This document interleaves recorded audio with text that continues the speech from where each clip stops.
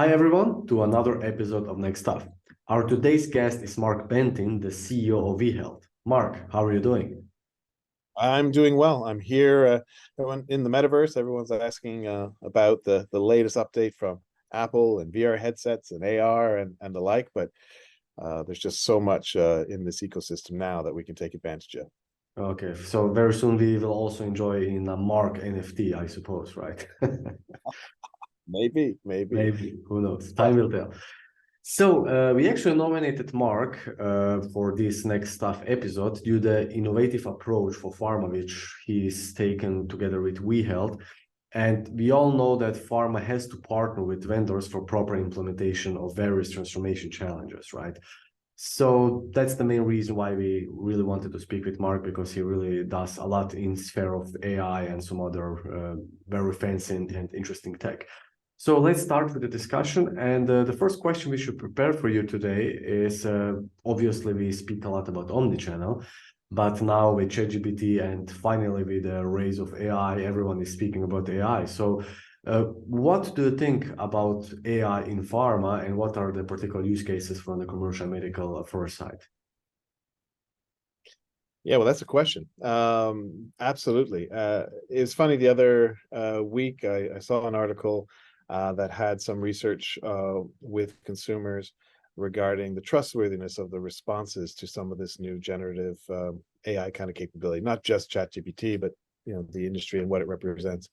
And the consumer baseline actually had assumed a more trustworthy response than even the medical professionals that they've been dealing with day in and day out, which is kind of that, I think, that honeymoon moment of this early stage of generative AI until people can really find the right uses and learn where it is best to use and where it is perhaps best to rely on human training and intuition.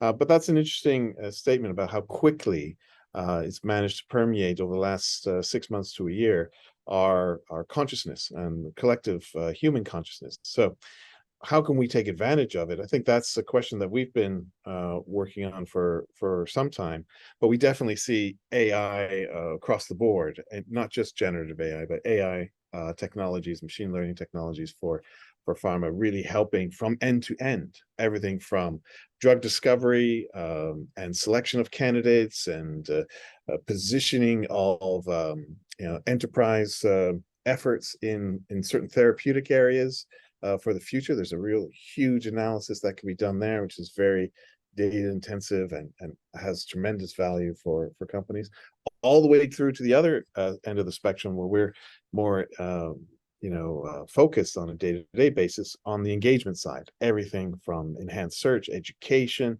how to inform people regarding clinical trials, any of the commercial outreach as well, or even patient support, we think are tremendous opportunities to leverage the latest crop of generative AI materials and drive the industry forward. So buckle up, we just started the journey with AI, right? Let's stay Indeed. with AI. And actually, how can we use AI effectively for customer engagement and customer experience nowadays in pharma? Because we know many other industries are mastering customer experience, while pharma is quite new in that segment and field. Yeah, and that's a great question. We have a regulated industry with regulated content, and so it's not as simple as asking the machine for some answers, which would not be appropriate. It's really important to ensure to apply it in the right way, and we think that there's some real advantages to being able to use the generative capabilities to create content according to approved guidelines, and to do that in a much more simple way across multiple markets. So being able to handle multilingual content really easily, being able to handle the creation of rich content. So we're very focused on the video side of engagement, and clearly there's a direct use case to be able to make sure that the content that's created in video has that creation is from AI, And it means that you're saving on studio time, you're saving the delay of scheduling of different actors to be involved.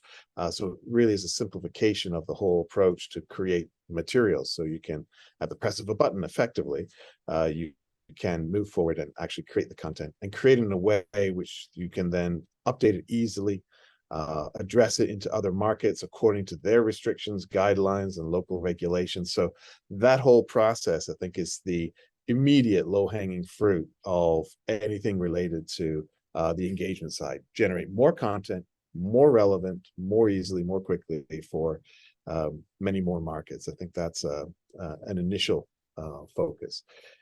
Beyond that, we think that personalization, being able to generate content that really is tuned to either you or to I or to any patient or any physician, is really that much more relevant. If you can make it one time and make it fast, that's great. But if you can make it individually for 10,000 or 100,000 patients at the moment that they might need it, well, that's even more exciting and more impressive. Certainly. Let's speak about metrics, because of course, if you can't measure it, it doesn't count. So how can we measure whether the AI story is working in a pharma company? You mentioned content. I think that that's a very good example. Yeah, and certainly all of the experience of the last X years related to omni-channel, before that multi-channel engagements, making sure that every channel can be measured in the most direct manner, but then being able to go a little bit further and get a customer experience measurement of that material that has been produced and has been delivered to the audience, so they can be compared one to the other. Even the level of, for example, we're talking about generative video, even video engagements. It's not just about the time spent on the video. It's also, how do you compare, a short clip of 1 minute versus a longer clip of 10 minutes? And how do you compare, the actual value of each of those based upon how many people saw it, what their drop off was, and what their impression was of that content.